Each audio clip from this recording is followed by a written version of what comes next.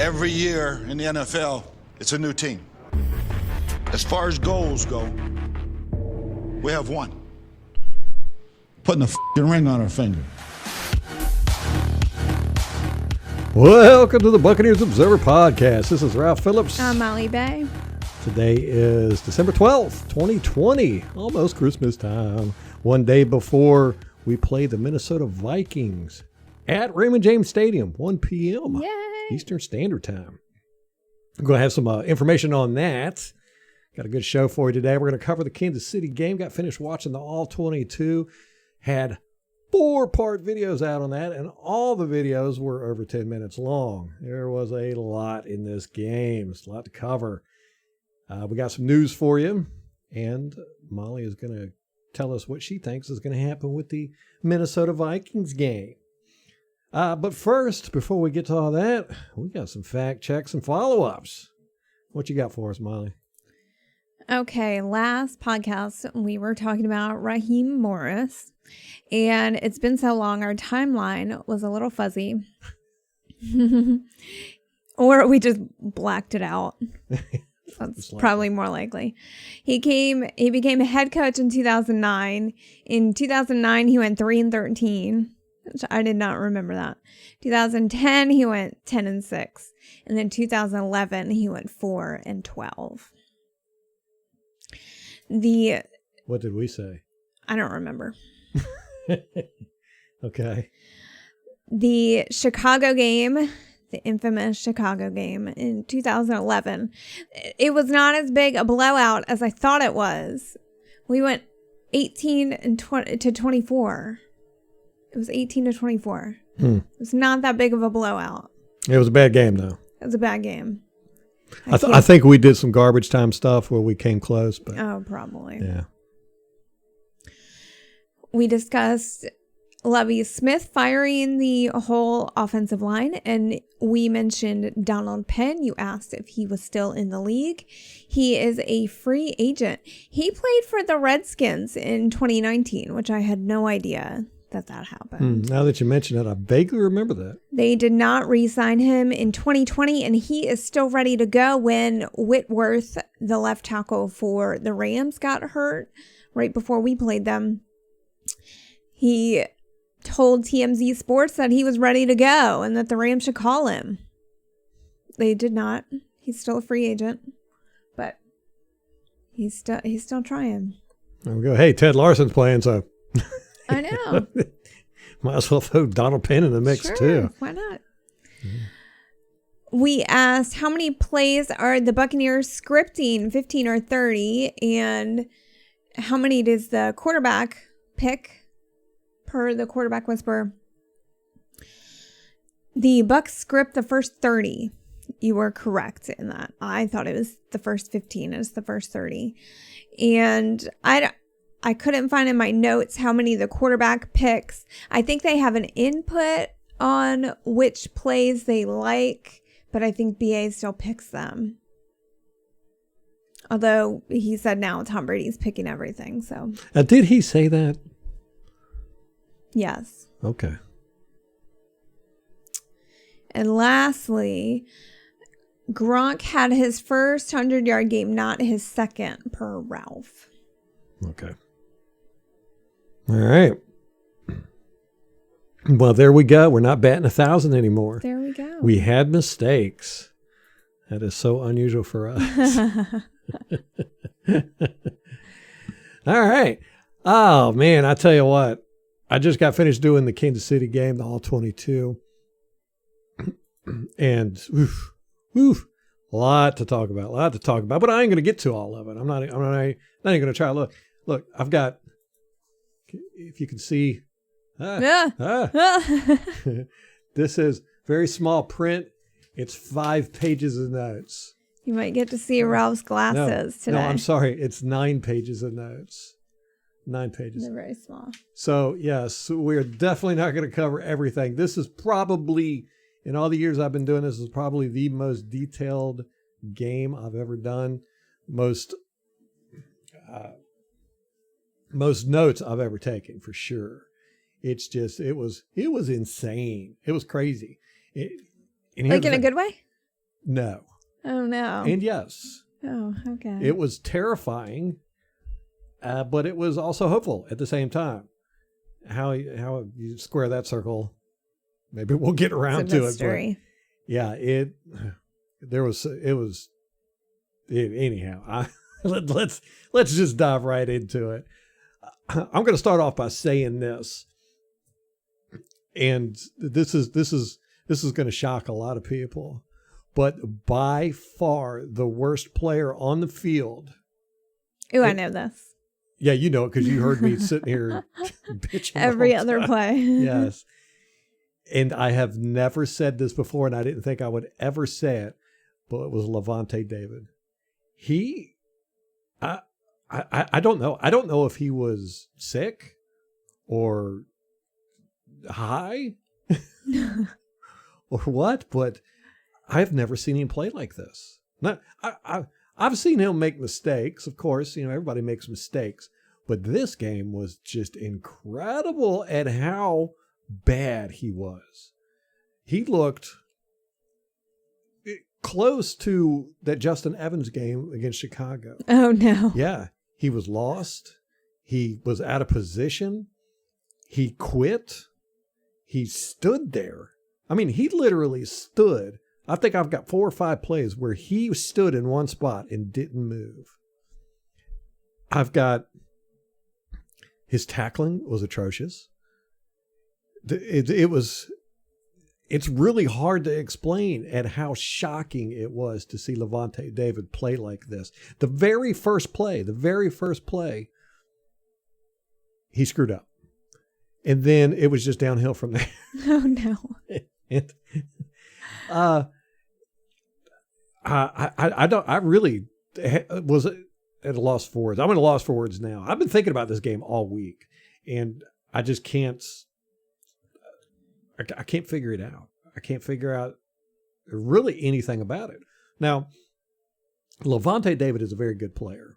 He has been rock solid for us ever since he's been here. It's been, 9 years? Long time? I don't remember. It's been a while. I think he's the most tenured player on the team. And he's always been on point. He's always been a rock that the defense can lead on. But man, it just there was so many plays. There's no way I can get to all of them. Okay, hold on real quick. Yeah, he was drafted in 2012. So it's been 8 years. This will be his 9th season. And for him to be, I mean, he looked like a rookie out there. So I honestly don't know what's going on, and it is shocking to me in one sense, but not shocking to me in another sense that the media has not asked a thing about it. It was so bad out there that he should have, the media should be asking if he is okay. If he didn't have some serious issues going on out there. And it's surprising because BA never mentioned it. Like sometimes he'll call players out like that, but he won't do it to players who can't handle it, Yeah. He's very, very sensitive to people's egos. Yeah. So maybe if there's I don't know what kind of personality Levante is. I mean, he's kind of quiet and. It's one of the things with Tom Brady, with Jameis Winston, he wouldn't call Jameis Winston out, but with Tom Brady, he has no problem calling him out. And I think it's because Tom Brady has a much stronger character, and he's probably stepped to Brady or to Arians and said, hey, when I mess up, I'm not scared if you tell me, tell people, in the media or whatever, you can call me out. You can yell at me in practice and all that, because Arians, said in his book, that, he would never yell at his quarterbacks. He would yell at their backups. Well, no, he would do it to some of them, like Carson Palmer. Right. It was different. Yeah. He was like, he's a veteran. You can't really step to somebody who's been in the league that long like that. So he would yell at the backup. He hasn't had a problem doing it to Brady. I know. Well, I mean, we don't know if he's yelling at him on the practice field. Right. Yes, but to not bring up David's play is really, really a travesty for the media, because obviously they didn't watch the film. You watch the film, But here's the crazy thing about it is it didn't affect the game as bad as it could have. There were so many plays where he was out of position or not doing anything or whatever, and it really didn't have any effect on the play. The play was happening somewhere else or whatever. But just the fact that he was doing that, it was just shocking. There was one instance, and I'll put some of these in the videos that I did, but not all of them. There was one instance, we were down at the goal line, and we were running man coverage, and there was Devin White and Levante David were right beside each other. And it looked to me, I mean, when you line up man coverage, Devin White had the tight end. Devin White had the inside tight end. Lavonte David had the outside tight end. Well, when they ran, Devin White, he stayed with the inside tight end, and Lavonte David looked like they thought it was zone because he just let his tight end run right past him. And he was wide open in the back of the end zone. And Mahomes ran to the, kind of bootlegged out to the right and went to throw it at that tight end. And David realized what was going on, and he turned around and ran towards the tight end. But it would have been a touchdown if Mahomes ended up throwing it away. Basically, he threw it way over the guy's head. But it would have been a touchdown if he would have noticed sooner that tight end was wide open in the back. But it was stuff like that all day long. There was one instance, Kelsey just blew David away in this. David had no answer for him. But it wasn't that Kelsey was doing anything spectacular. It was just David just was out there kind of running around with like a chicken with his head cut off. There was one play, and I put this in the video too. It was just very shocking. He's man coverage on Kelsey, and Kelsey runs his route. Well, we flush Mahomes out of the pocket, and Mahomes is over there scrambling.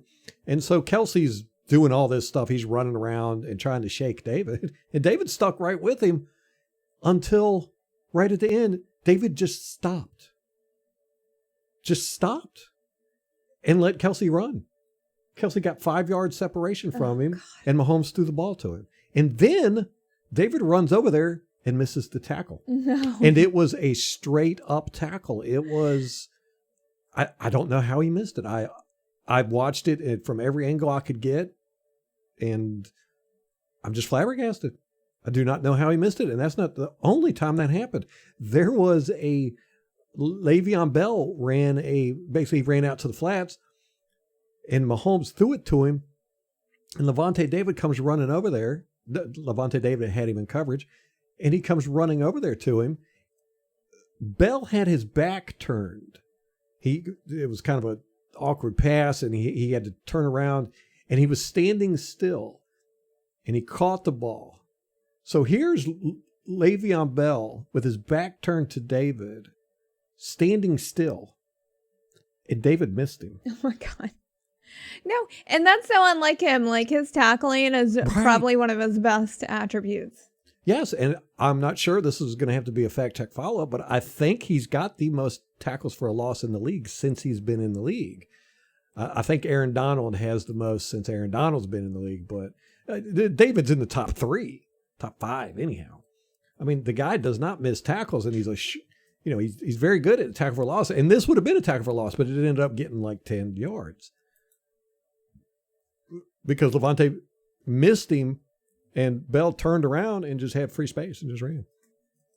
It was very, very strange. And so many times, the play would be going on, and Lavonte would just stand there and watch it. There was quite a few times where he did not move from his spot. After the ball snapped? No, the ball would snap. He would go to a spot and stand there and not move. Oh, what? It made me wonder, is he rebelling against something? Is he mad about Yeah, something? is he mad about something? Is he... That's unlike him. Yeah, I don't know. Maybe something's going on in his personal life. Right. That's what I'm saying. There's something seriously wrong there. And that's what I'm saying. It's terrifying. Maybe he just had an off game. But I mean, and this is an off game for sure. But Like, we need to watch it tomorrow. yes, keep an eye on Lavonte David, man. I'm hoping that this was just something that, I don't know, maybe he went to the dentist and he had his teeth pulled and he was, under some medication or something. I just, there was a 3rd and 2. Mahomes runs a option play where he goes to the right and the running back goes with him, and he has an option to pitch it to the running back if he felt he's going to be, if he couldn't make it to the first down, he could pitch it over to the running back. Well, we had 2 guys over there covering him. We had Whitehead covering the running back, and we had Devin White was covering Patrick Mahomes. And this is so strange. There was so much strange stuff that happened during this game. I mean, it was a surefire, Devin White tackled Mahomes. If Mahomes would have pitched it to the running back, then Whitehead would have tackled the running back. They were both right there. But what happened was Whitehead ran towards the running back. Didn't even look at Mahomes. Ran straight for the running back. And he acted like the running back had the ball because he actually went to tackle him and actually ended up just shoving him. Because I think once he got right up on him, he realized, this guy doesn't have the ball, so he just shoved him. Mahomes, he turns the corner, and he does this fake pitch out, and Devin White runs towards the running back. No. And you can plainly see Mahomes has the ball, and Devin White runs towards the running back. Whitehead has already ran towards the running back. And so Mahomes just goes, and he ends up, I think he picked up 17 yards or something because there was nobody there. Maybe they faked out each other, like Devin and Whitehead. I don't know, but you could see Devin White as he's running past Mahomes, and Mahomes is running past him. You can see Devin White kind of looks over and goes, oh, crap, he's got the ball. Just kind of stops and turns around. But on that play, Lavonte David is on the other side of the field, and a tight end comes running out, and Lavonte David picks him up. Well, the tight end falls down, right? Lavonte David stands there, and he looks over. Now, there's a whole mess of people, and Lavonte David probably couldn't see what's going on, but he could see everybody's running over there, and he figures, they probably got it. But, I mean, he stood there, didn't move. And then all of a sudden, you see Mahomes shoot out through the crowd and starts running down the field. And then David's like, oh, my gosh. And then he starts kind of jogging over in that way. But it's just so strange you never see David do that. I mean, he's always flying to the ball, and there was just so many times where he looked uninterested in playing this game. Well, maybe, he was in desperate need of a bye week.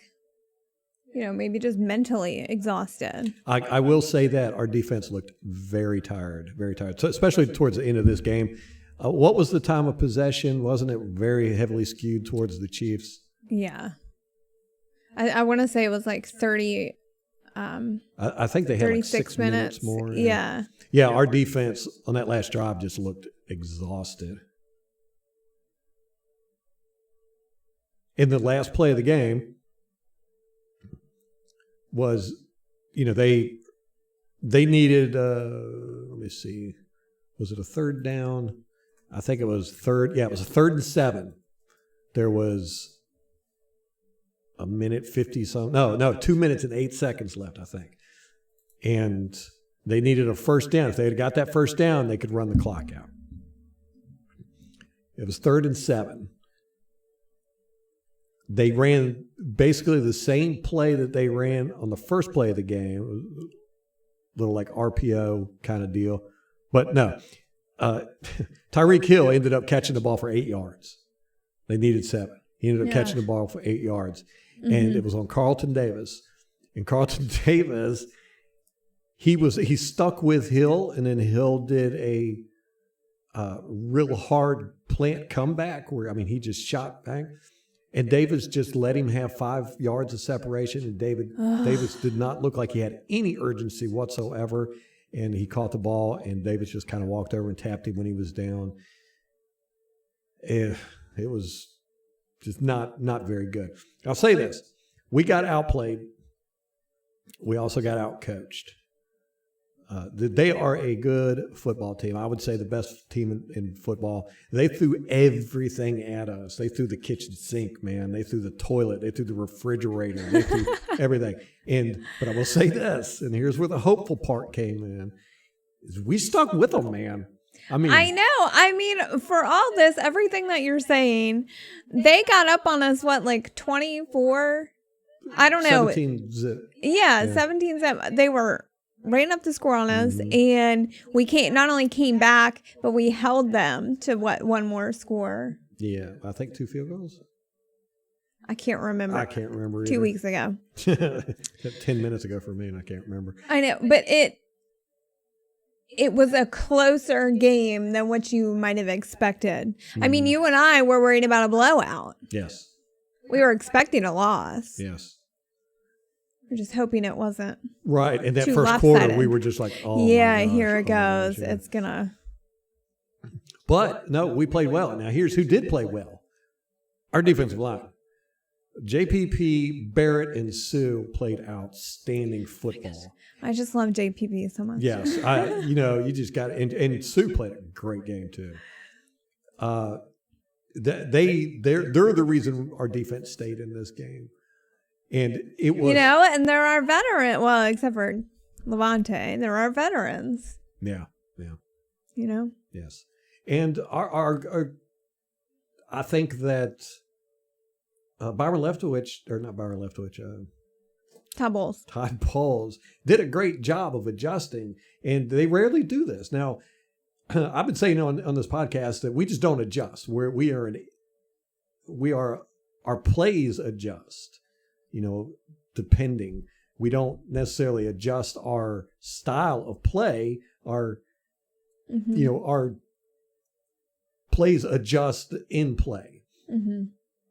But we did adjust in this game. Now, we adjusted wrong in some aspects. So they were killing us with the RPOs. I mean, just actually slaughtered us. I don't think we stopped a single one of the RPOs. And we just had no answer for it. But we did have an answer. We just didn't do it. Now, we drop back our outside linebackers frequently. We've done it a lot this year. And that's the perfect defense to those RPOs. You drop those outside linebackers back, and it stops those quick slants, and all that good stuff.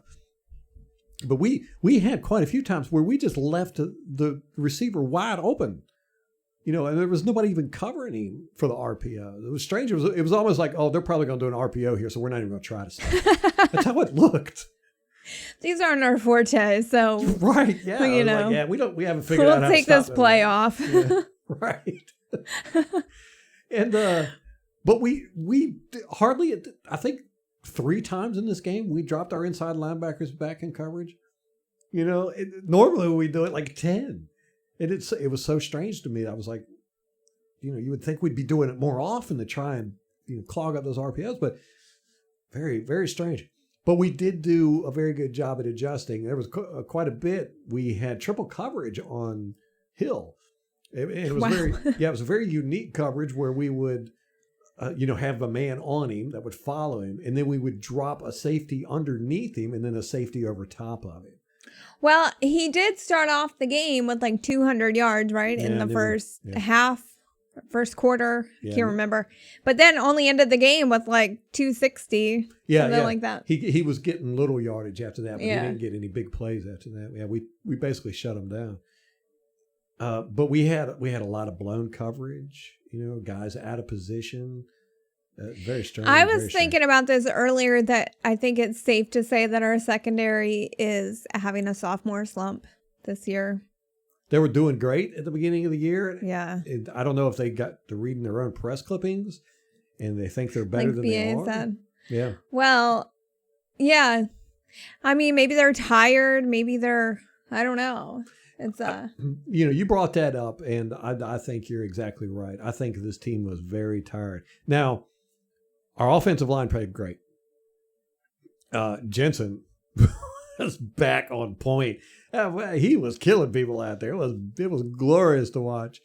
I mean, he was just slamming people and got a pancake in. He was the only pancake in the game. And it was like he did like a judo throw on a guy, man. Just threw him down and then got on top of him. I mean, he was clocking people left and right. It was good. Wirfs gave up a sack. First time that I can recall that he's given up a sack. Yeah. Let me see. On December 7th, Pro Football Focus College on Twitter said, this on 3rd and 4th down. 3rd and 4th down, they said Tristan Wirfs has had 144 pass blocking attempts, 4 quarterback pressures, and 0 sacks. Yeah. So that must have come not on 3rd or 4th down. Yeah. I don't remember when it came. I can look it up real quick, but that's okay. He did give up a sack. Is that, and you said that's his first one? That I recall. Yeah. That's crazy. And he did get pushed back by Chris Jones one time, quite aggressively back into Brady. Other than that, he had a good game. They all had good games. Donovan Smith, he had a couple bad plays, typical Donovan Smith. With his ankle, I don't even care. Yeah. Like, just the fact that he played the whole game, I'm just like, okay. Well, there was one point, I totally forgot about his ankle. And there was one point, I think it was during the interception, one of the interceptions, where he was running down the field, and you could see him. He was like hopping. He was limping. My gosh. And I went, oh, that's right. Why is he still running? I think even at that point, like, unless the dude's right in front of you, don't bother, bro. I know. Like, in this case, we'll make the exception for you. And it was so funny. Tyrann Mathieu got that one interception. And he's running back, and he's blazing. He's zigzagging through people and everything. And he turns around and he looks and he sees Mike Evans is running behind him, but he can outrun Mike Evans. And then as he's turning forward, he sees somebody in front of him. So he slides down. And I swear, I know he's thinking about this now. And he's like, that was the dumbest thing I ever did, because the person in front of him was Tom Brady. Oh my God. Yes. And past Tom Brady, there was nobody. But you know what? That ego, like, you don't want to risk getting tackled by a 43-year-old quarterback. Yeah. Tom Brady usually never does that, but he ran out there and he was going to tackle him. But I don't think he was really going to. I don't think so either. But it worked, because Honey Badger. He was a body in the way. Yeah, Honey Badger. But I know, looking at the game film, everybody was like, "Oh my gosh," because if he would have got past Brady, which he would have got past Brady, it would have been a touchdown. There was nobody in the way. I'm almost happy for Tom Brady's ego that he didn't attempt it, because that could have been ugly for Tom. Yeah. We do not want Brady getting trucked. I know. Yeah. Now, speaking of Brady, he had a great game. Threw some great passes. Both interceptions were completely on him. Okay. Yeah. So aside from the interceptions, it was great. Yes. The one, I don't know what he was thinking. He threw it and it hit that guy right in the helmet. The guy wasn't even jumping up or anything. That was the one I think, man, the Honey Badger got the interception on, I think. It hit him in the helmet? No, it hit a lineman in the helmet. It was just an extremely low pass. And hit the dude in the helmet, bounced up in the air, guy intercepted it. The other one was so heartbreaking, the other interception. He throws it deep for Scotty Miller. Scotty Miller's covered. Guy jumps up, intercepts the ball. Tom Brady was being pressured at the time. He had a free guy come in. 27, Ronald Jones. I'm pretty sure it was Ronald Jones. Got juked out. I think it was a Honey Badger. Juked him out, and so he's running straight for Tom Brady. But Brady had to get rid of the ball. He had Mike Evans on the right, man-to-man coverage. He had Scotty Miller on the left, man-to-man coverage, one deep safety. So right there he's going deep. He's going to throw it deep to one of those two guys. So the ball snaps. He goes back. Did he choose wrong? Oh, Is that what you're going to tell me? It's even worse than that. Okay. He goes back, immediately turns and looks at Mike Evans. Mike Evans is who he wants to throw to. Now, I don't know if he was looking off the safety or he saw the safety, but the safety immediately ran over to Mike Evans' side. So Brady sees the pressure coming. He turns and chunks it down the field to Scotty Miller, right with the guy right in his face. So he, couldn't really get all on it. And, it was a little short and all that good stuff. But the sad part about it is is right in front of him, 15 yards down the field, was Tyler Johnson wide open. Dang it. Yes. It was so heartbreaking. And looking at it from the end zone angle, from Tom Brady's perspective, he's right there. I mean, you couldn't help but see the But guy. he already had his mind made up. He already had his like, mind that's made up. where I'm going. Yeah, and he had that pressure coming, so he just chunked it. And it was just a bad mistake. Oof. Which I think that either ties Brady or it puts him over the most interceptions in his career. 12 was his most interceptions in his career. No, right? I think 14 or 15. Okay. Go ahead and look that up if you can. Okay. So we don't have to do a fact check and follow up on it. But he's closing in on it. He's going to beat it. I said he was going to beat it this year. You were like, no. I said, yeah, he's going to beat it. He's going to get that trophy for most interceptions. Nowhere near as bad as Jameis Winston, but. I know. I don't even care. Like. The running backs did very good. Now, they both had that instance there where blitzers came in and whoever it was, I'm pretty sure it was Rojo, got juked out by Tyrann Mathieu and got pressure on the quarterback. And then Fournette had the same thing happen earlier. They did a double blitz to the B gap, and Fournette goes up to block one of the guys and just barely got a chip on him, and the guy ended up hitting Brady. Oh, it was 14. Okay. Is the most. 14 So is he's the at 11 right now. Oh, really? Yeah. In Including those two? Yeah. In 2018, he had 11. So just 2 years ago. Okay. Well, he's got 4 more games. Yeah. He can catch it. So he's got 3 more to tie. Yeah. Well, and we play the Vikings, the Lions, and the Falcons. So there's a possibility he might not throw any interceptions. yeah, is what I you're mean, saying. Yeah. But the running backs played great. They oh, lovely. Yeah. Ronald Jones played great. Fournette played great. They both missed one block apiece on a blitz. But this was the most, I've talked about this on here about how our running backs just have not had to stay in and block. This game, they had to stay in and block because those guys blitzed like all the dang time. I mean, they were bringing 7, 8, 6 almost every down. But they did great picking them up quite a few times. I mean, they were laying guys out. I always like to see that with a running back because normally, they're outmatched as far as size goes for these blitzers. Right. And so when you see a running back get a good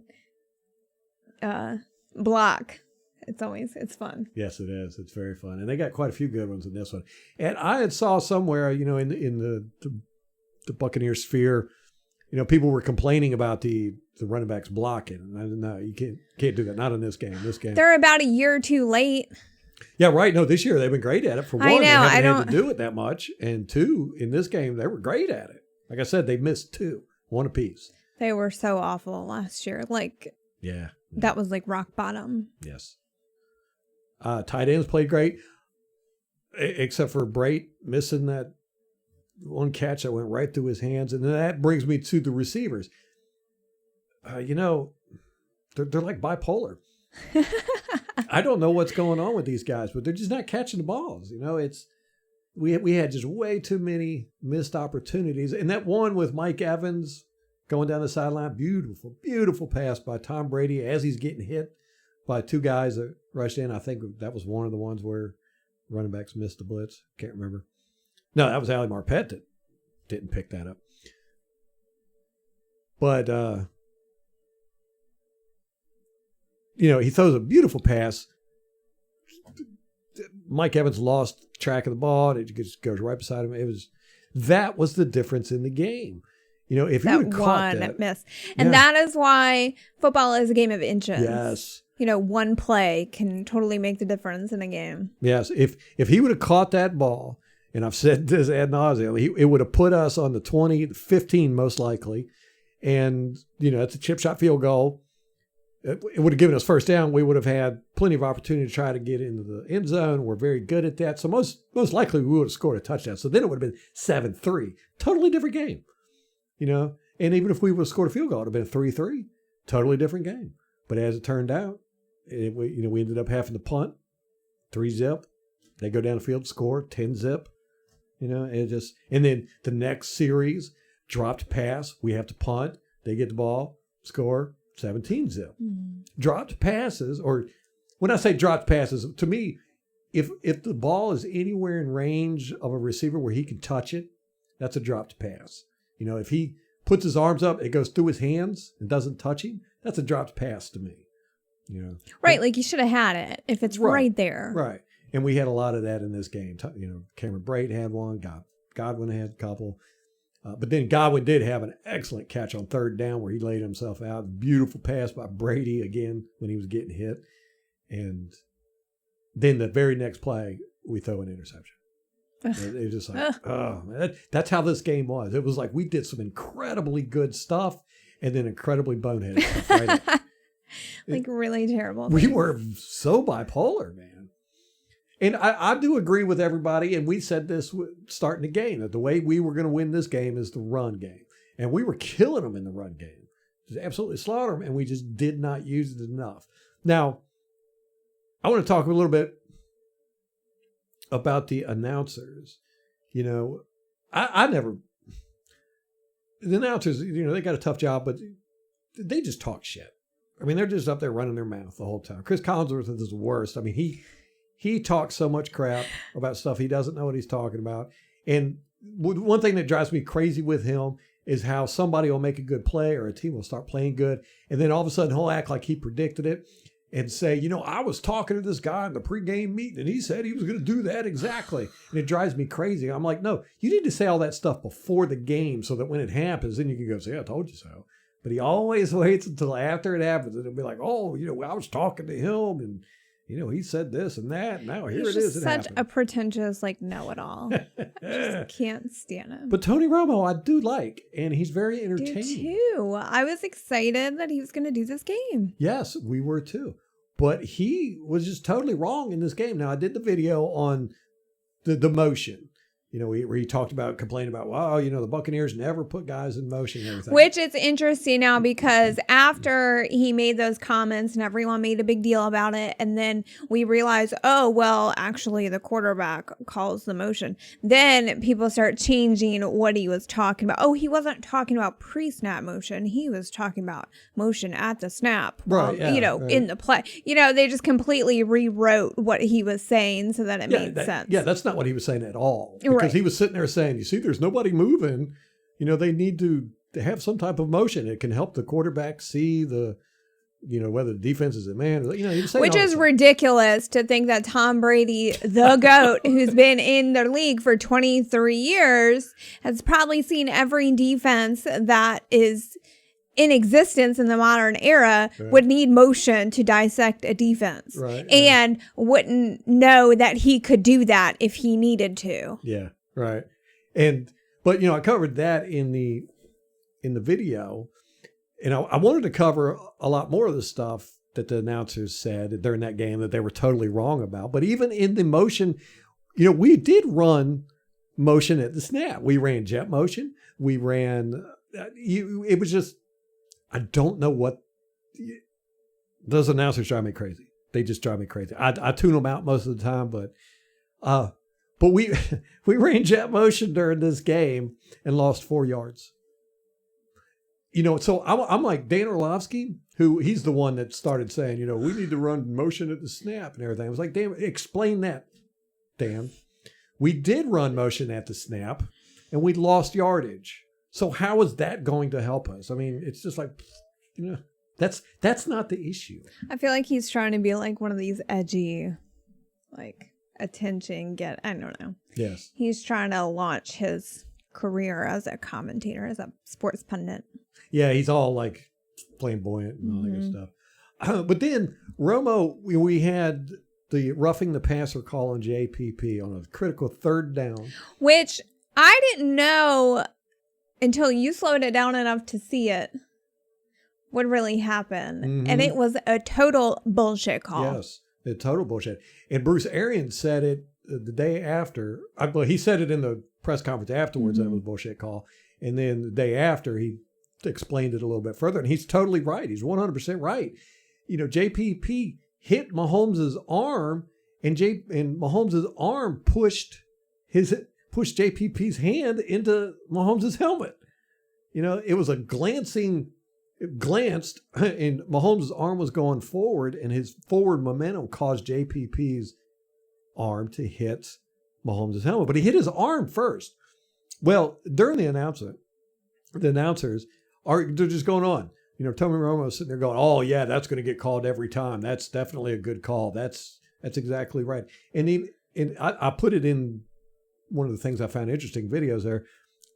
But I slowed it down real slow so you could see it. So even Tony Romo could understand. No, that is not a penalty. It should not have been a penalty. And it did hurt us. It took 3.5 minutes off the clock, gave them a first down. All that good stuff. Well, and it caused an interception. Yes, it right? cost us an interception. That's right.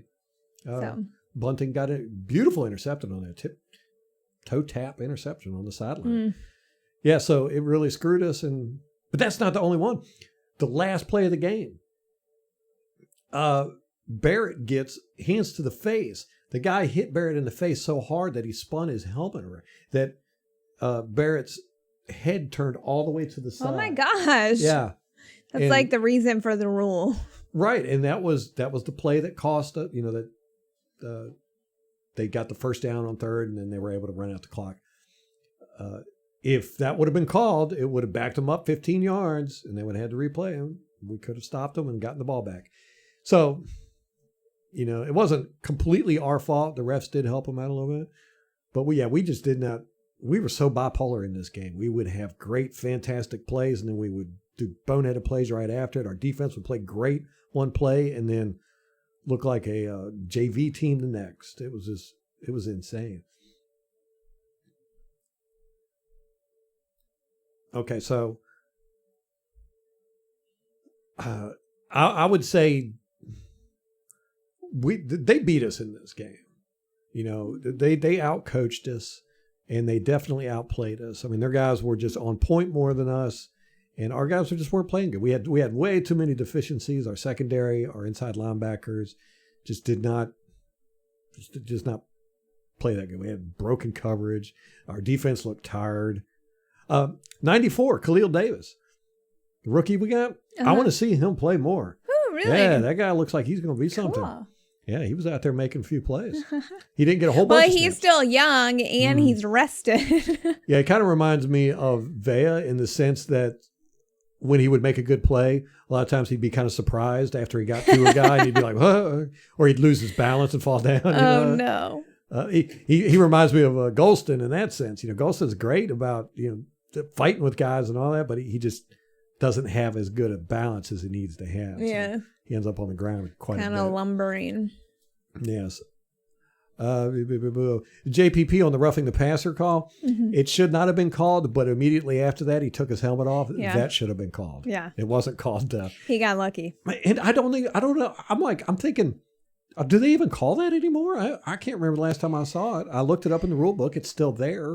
It's like an unsportsmanlike conduct, right? Yeah. But it's just not being as strictly enforced now as it used to be. Right. Like, what's the, is it just any time you take your helmet off, or is it you have to take it off in anger? Right.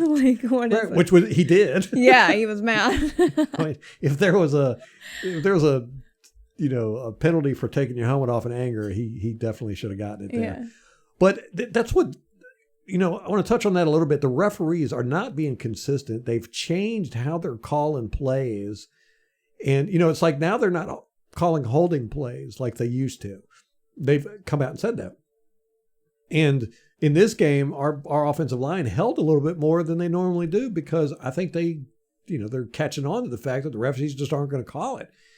The Chiefs held, we held, and just not a lot of holding calls going on. But then you got stuff like that, like taking your helmet off, the roughing the passer, what's a catch? There's just, I don't know, the referees just are not doing a good job. They never do, but they need to step up their game.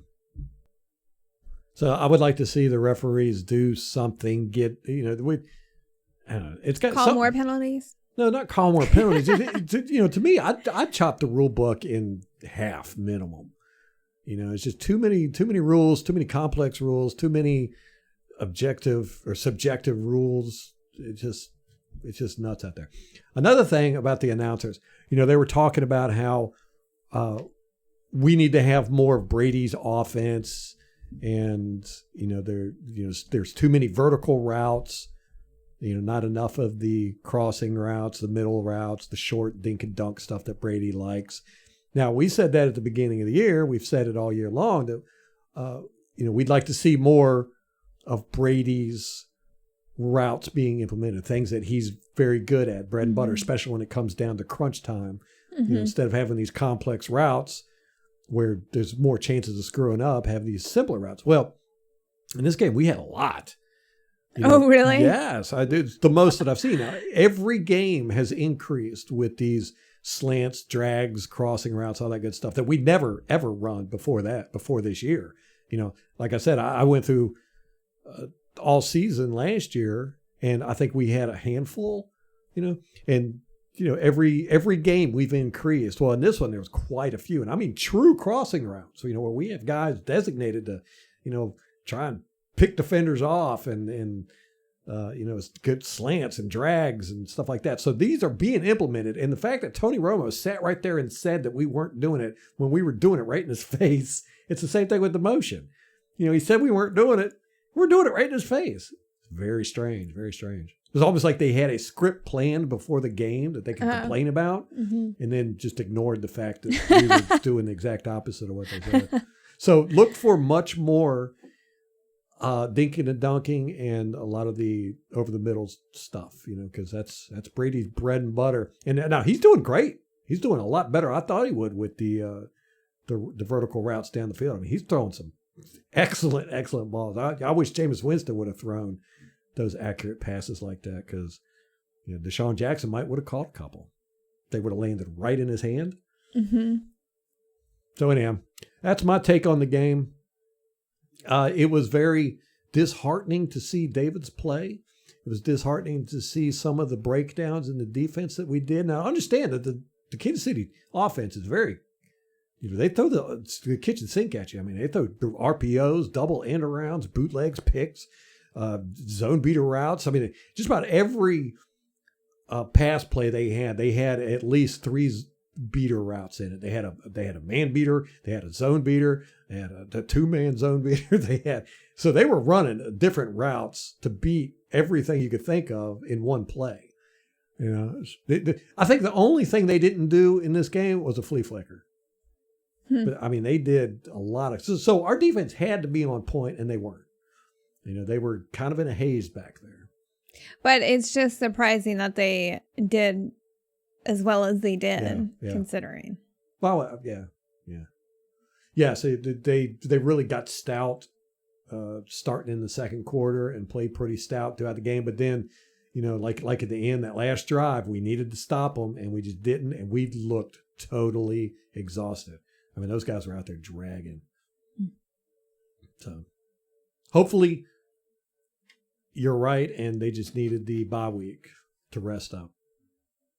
I honestly think that we're going to come out. I think there's a great, huge possibility that we're going to win out. And we're going to win at least 2, and that's going to put us in the playoffs, most likely. And chances are pretty good we're going to win 3. So I'm not concerned. And it's going to start tomorrow.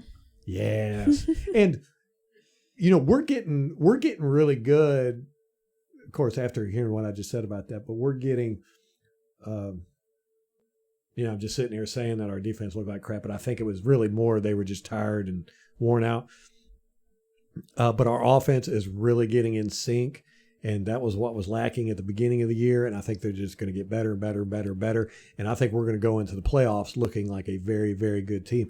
Now, we're a good team now. We're not great, which it's kind of disappointing me. I wanted to see greatness at this point. But I think we're going to be great. And I think getting into the playoffs, we are going to be a very, very, very, very good team. And I think we're going to have a shot at it, man. I said Super Bowl at the beginning of the year, and I'm still hanging to that. You say Super Bowl every year, so. Whatever. All right, You'll be right one of these years. That's my plan. If I say it enough, I'll eventually be right. All right, let's go over some Bucs news that we missed for the week. Mike Evans was named the Buccaneers nominee for the Walter Payton Man of the Year. So congratulations to him.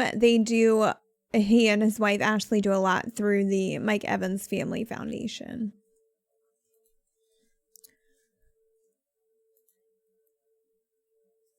Speaking of Mike Evans, he did have that hamstring this week where he sat out, I think, one day of practice. BA said that he just had a scare and he's fine and is going to play. Wait, he got a scare and pulled a hamstring, or the hamstring was the scare? The hamstring was the scare. So Tom Brady and Giselle have bought a mansion. What? $14 million mansion, right? No, 17. $17 million mansion. In Billionaire's Bunker in Miami. And they are demolishing the building that is on there, the mansion, so they can build their own house, which is ecologically friendly. That is so fun. Me and Molly have been laughing about this. I wish I was for the making past this couple up. days. I know. Yeah, it's like, it's a super exclusive island. Apparently, like Jared Kushner and Ivanka Trump just bought property there, or an island, and there's already houses. And what was it called? The Billionaire's Lane or something? Billionaire's Bunker. Billionaire's Bunker. And must be nice. I know. So they're going to tear down a $17 million mansion to put up an ecologically friendly mansion. Yes. That's how it works. That probably is bigger and costs more money. And it's it's just hilarious to think that a mansion is going to be ecologically friendly. Like, how inefficient is just owning a mansion when you have a family of 5 like they do? Right. Yeah. Yeah. Get an apartment. Oh, I know. 3 bedroom. Why do you need a mansion for 5 people? Like, what's ecologically friendly about that? Can anyone explain it to me? Well, you have to say that stuff now. You have to go, Yeah. Yes, I've got a lot of money, but I care about the environment. Yeah. So it's just funny. Congratulations on your new home. I hope I'll be invited to the housewarming party. I doubt it. Let's see. Jamel Dean is apparently going to be a game time decision, but the Buccaneers made a addendum to their injury report on Saturday, which added Cameron Brate, so he's listed as questionable. And they elevated cornerback Herb Miller from the practice squad, so that kind of indicates that maybe Jamel Dean is not in great shape for the game. We are going to be wearing the red jerseys and pewter pants, so that'll be nice. And just a little love for the offensive line. They are second in the NFL in sacks allowed per pass attempt and tied for 4th in sacks allowed overall, I guess. And we are the league's 6th ranking scoring offense. So.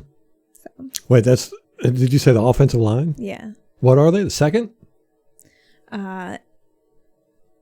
Second for sacks allowed per pass attempt. That's per second best. Yeah. Not like we allow the most sacks. Right. Okay. So that's per the Bucs communications. I was looking earlier and it showed that we were 3rd, but second, 3rd, whatever. It's amazing how getting Tristan Wirfs totally changed our whole offensive line. I know. That's a joke. Because it's not really Tristan. Upgraded. It's Tom Brady. I know. All right, let me run through the injury report and then we'll go into, or I'll do the injury report last. Yeah, we'll do it now. Okay. So Lavonte David, he practiced fully on Friday. He had not practiced on Wednesday, but it was not injury related. So he's back and it's fine. What do you, What? He didn't practice Wednesday because of Right. It was, something. Yeah. And it was not injury related. Huh. Which is not, he doesn't normally get veterans days off. You know, like JPP and Sue, they always take days off during the week. I hope there's not something there. You know, kind of worries me. We shall see. Jamel Dean, as I said, the groin injury, he was limited on Friday and is listed officially as doubtful for the game. Mike Evans with the hamstring, he did not practice Thursday, but was a full participant on Friday. Chris Godwin, of course, got the pins removed from his finger on Monday and did not practice Tuesday or Wednesday. Was limited Thursday, full practice Friday. Stephen Mclendon had an elbow injury. He did not practice Wednesday, was limited Thursday, full participant on Friday. JPP with his knee that is perpetually giving him problems. Did not practice Wednesday, was limited Thursday, and then did not practice Friday. Donovan Smith was limited most of the week, but was a full participant on Friday. Gronk was not injury related, but popped up on Thursday. He had a day off and then was a full participant on Friday. Sue had his Veterans Day off on Friday. And then, as I said earlier, Cam Brate was added to the injury report on Saturday due to illness, and he is listed as questionable.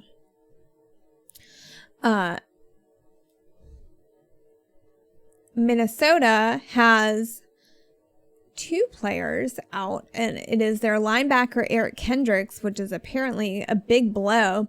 When I was watching the Jacksonville game, they said he had gotten hurt in pregame warmups during that game, and it's a calf injury, so he did not practice all week, and he is officially out for the game. And then running back, halfback. That's what it was. Halfback. They're all halfbacks. Or on their roster, That's the Vikings, they all have all their running backs listed as halfbacks. It's so weird. I know. So Alexander Madison, he's their second string guy, he had an illness, and apparently it is appendicitis, and so he is out. Kyle Rudolph has a foot injury. He did not practice all week, and he's doubtful. So that's good for us. You know, he's their number 1 tight end. And then their other tight end, Irv Smith Jr., did not practice Wednesday. He's got a back injury, and he was limited Thursday and Friday, so he's questionable. And then everybody else on their injury report, they've got 3 offensive linemen. They're all fine. Receiver, he's fine. So everybody else is good to go besides them. All right, let's get into this preview. Everyone is talking about how the Vikings are kind of coming up. They're on the upswing. They are currently the 7th seed at 6-6. They overtook the Cardinals this week, or after week 13, they beat the Jaguars. I am here to tell you, I am not worried about this team whatsoever. They are not a good team. Wow. I mean, and I might be overly confident, and you all might be super mad at me if we lose this game because I've jinxed us. Everybody's putting money down on the Bucs right now. Like it's it'll be like the Bears again. Yeah. But no, they're like really or who? No, Tennessee last year. Remember, I was like, "Oh man, if you got money, put money down on Tennessee or on on the Bucs. Tennessee. Yeah, we're gonna beat them. Yeah. No, they're off. Well, I haven't watched any of their games. I don't think. That was my excuse. Yeah. Well, we watched them lose to the Seahawks earlier in the season. These are games that we rewatched recently. And then I watched the Jags again today. You had watched the Jags in the bar we went to last weekend, but yes, I was turned the wrong direction, so I didn't really see it. They started 1-5 and then have won 5 of their last 6, which everyone is just heralded, like using that to show, oh, look, they're on the coming up. Okay. They've only beat one winning team. That was the Packers. That was the Packers. And we beat the Packers. And we beat the Packers. Football math. I know. But, I mean, it's a division game, too. Like, I don't even look at division games like that because they're such a different beast. Yeah. It's just, to me, that's not an indicator of how good of a team you are. No. So in the last 6 games where they're on this win streak, this is who they've played. They played the Packers, the Lions, the Bears, the Cowboys, who they lost to. They lost to the Cowboys? Yes. I think I watched that game. I know. The Panthers and the Jaguars. Like, please someone tell me how any of those teams are representative of the NFL as a whole. They're the bottom barrel teams. That's how they're represented. I mean, they're the worst teams in the league. Except for the Packers. I mean, the Packers are kind of like the Pittsburgh Steelers are what, 12-0? Yeah. Or 12-0? Well, 11-1. Remember, they lost to Washington. That's right. They lost to Washington. That's what I was saying. They're playing the NFC East. That's their I know. division. Yeah. Like, nobody told me that. Everyone's like bringing up how good Pittsburgh is and they're on this win streak. Yeah. And then you look at who they've played and it's the NFC East. And I'm like, well, that Cincinnati, doesn't. Eagles, Yeah, Giants. exactly. Like, get out of here with that mess. Yeah. So the Vikings have lost to the Packers, the Colts, the Titans, the Seahawks, the Falcons, and the Cowboys. They've won against the Texans, the Packers, the Lions, the Bears, the Panthers, and the Jaguars. So, And a lot of those were close games. yeah. Yeah, the Jaguars, 27-24. They win in overtime. Yeah. The Panthers, 28-20. And let me tell you about the Jaguars game. Mike Glennon shredded that defense like it was a wet paper bag. I mean, Mike Glennon. Now, towards the end, the Vikings did come back. I mean, this was initially the Jags kind of got up on them, and then the Vikings did come back. They had some good plays on defense. They got a couple fumble recoveries. They got a couple of interceptions. But in general, it should not have been that close. The Jacksonville Jaguars are 1-11. And this was, Glennon hasn't been starting that long. 2, maybe 3 games. Yeah. So I'm like, please stop everyone talking about how like this is going to be, Okay, so they've got competition. the rookie Johnson, receiver, Delvin Cook. Jefferson. Yeah. Adam Thielen. Dalvin Cook. Kyle Rudolph, who, again, I said may not play. So what about those guys? Are they overrated? Not Dalvin Cook, but, I mean, and Kirk Cousins. Kirk Cousins. Not high on Kirk Cousins. He's not good.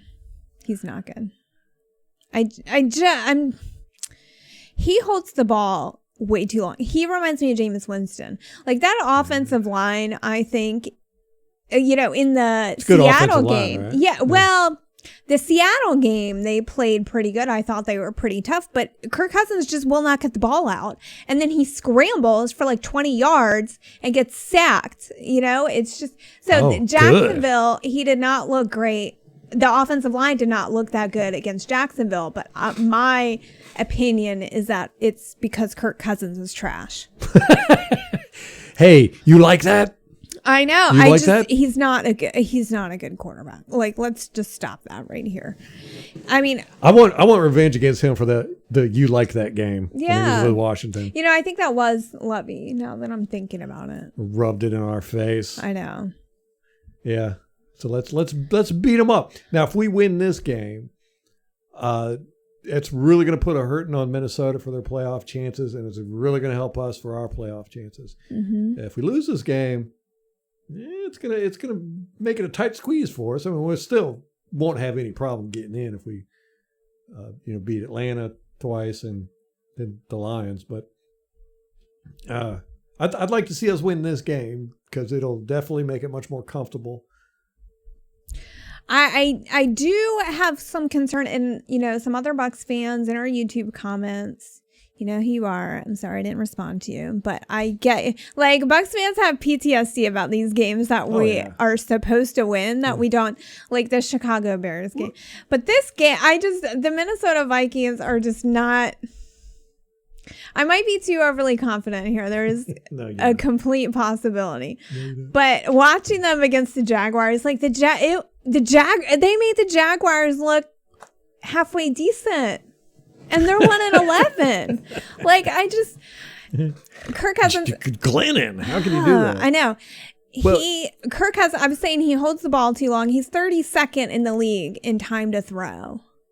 And that's all quarterbacks that had started the season. You're not going to be able to do that with us. No. He holds the ball like 2.9 seconds. That's his average. No, there's no way. Yeah, Tom Brady's like 2.5, which it doesn't seem like that much, but he's Minnesota's 21st in sacks allowed per pass attempt. So they allow sacks on 6.4% of pass attempts, whereas the Bucs are third from my measure, NFL.com. And they allow a sack on 3.3%. So half as double. Much. Yeah. I mean, exactly.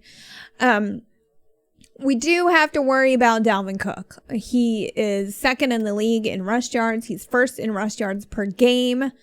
They run him a lot. Yeah. Yeah. I mean, he's their, He's a bell cow. And, we're the number one rush stopping defense in the league. So that's going to be a very, very interesting matchup. Now, I could understand the Buccaneer fans that have the PTSD and they're worried that we're going to blow this down, because this is what we do. We've been 7-5 twice in the past decade at this point, and we didn't make the playoffs both times. In 2016, we were 7-5, went 9-7, missed the playoffs. 2010, we were 7-5, went 10-6, and didn't make the playoffs. In 2008, we were 9-3 at this point, ended up going 9-7 and not making the playoffs. So, I can see, but this isn't the same Buccaneers. No, no, and this Vikings team is just. This Vikings team is trash. If we lose this game, is that going to be it? Are we going to melt down? Are we going to have an implosion? No, I don't think so either. No, we're not going to lose this game. No, Scott Smith noted that their defense is trash too. Yeah, their whole defensive line is garbage. Well, now they used to have a great defense, but then they got rid of all their guys, Everson Griffin, and all this. It's just like we have like telepathy, because that's exactly what I was about to say. Okay, that's what happens when you're married for. I know how long. Lifetime. I don't know. Yeah, too long. Just kidding. They had a lot of churn personnel wise. They only have 21 sacks this season, which ranks 25th in sacks per pass attempt. So, which, that's a huge diversion from Mike Zimmer's teams of the past. Mm-hmm. He's always been a good defensive. Yeah. But like you said, they got rid of a lot of guys. Yeah. Did you know Hardy Nickerson's son plays for the Vikings? I thought he got cut. No. Are you sure? Yes. Okay. No, I was thinking about somebody else. I was thinking about somebody. Yeah, okay. You're right. Yeah. I was like, let me stealth Google this real quick. There's so many players now that are in the league that I watch their dads play. Yeah. It's hard to keep track of. I know. Hardy Nickerson was my boy. It's the reason why I became a Buccaneers fan. Yeah, so we'll see. I'm overly confident of this, which is a little bit dangerous, but that Jaguars game was so bad.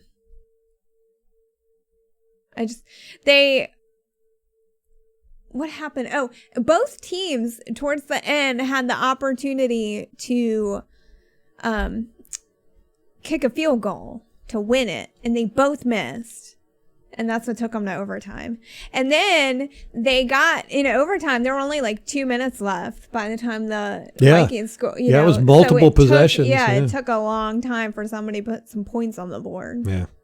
All right. Well, good. I forgot. I think Mike Glennon had a safety. They got a safety on him. In overtime? Eventually, no, during the game. He played good at first, and then they did start to decline, and the Vikings kind of came back. But I mean, the Jags got up on that defense like 13 points before Minnesota scored anything. So it was like they were just marching right down the field like it was nothing.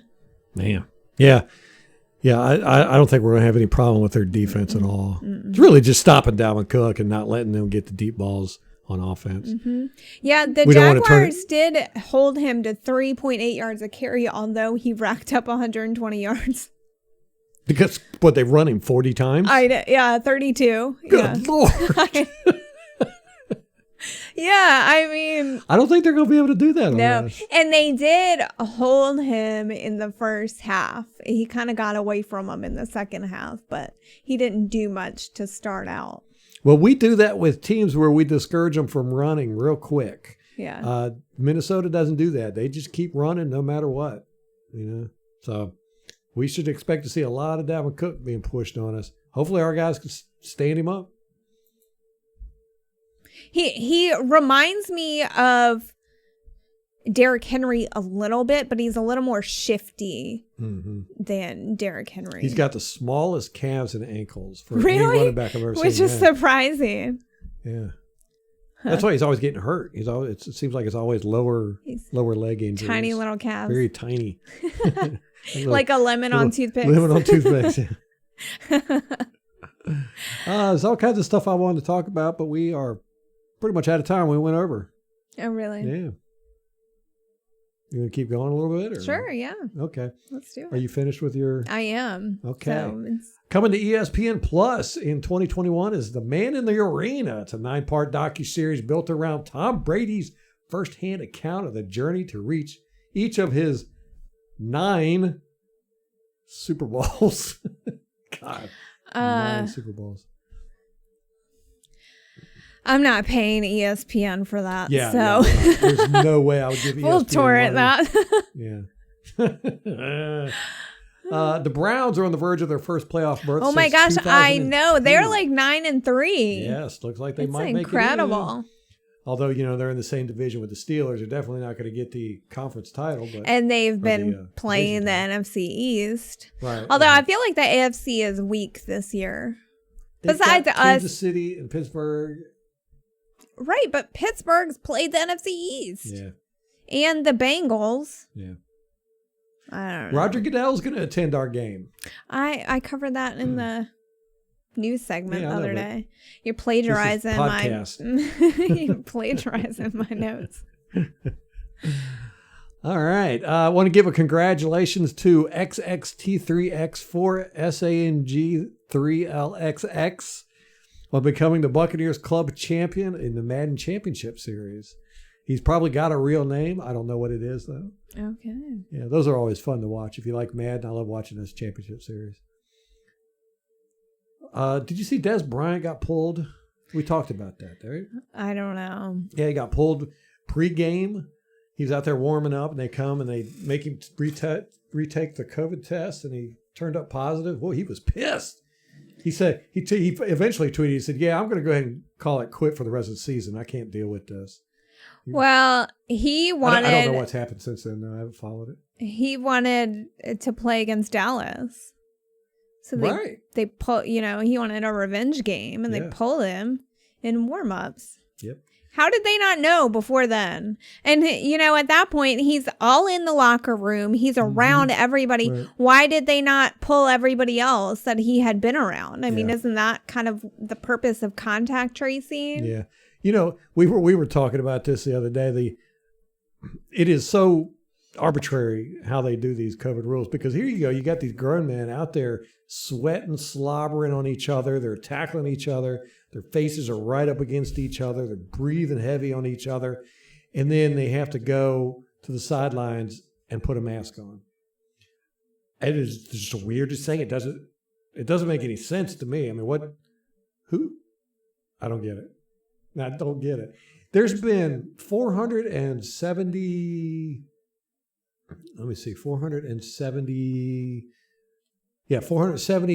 total cases in the NFL for COVID since August 1st. Not a single one of them has been sick that I know of.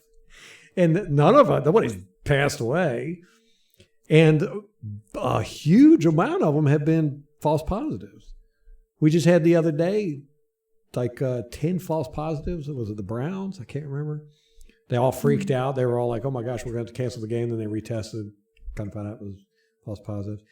Now, the Green Bay Packers have announced that they're going to not allow fans in the stadium for the rest of the year.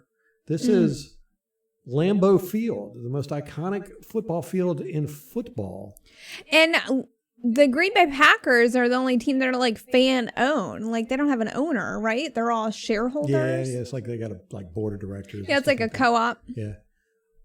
So they've announced that they will have no fan attendance, but